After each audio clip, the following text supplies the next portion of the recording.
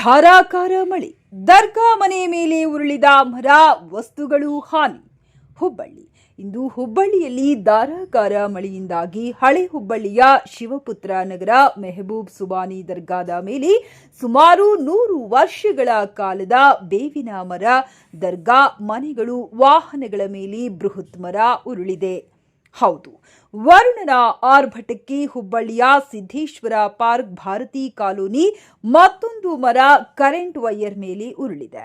ಜನಜೀವನ ಅಸ್ತವ್ಯಸ್ತಗೊಂಡಿದ್ದು, ಮರಗಳು ನೆಲಕ್ಕೆ ಉರುಳಿದ್ದರಿಂದ ಲಕ್ಷಾಂತರ ರೂಪಾಯಿ ವಸ್ತುಗಳು ಹಾನಿಯಾಗಿವೆ.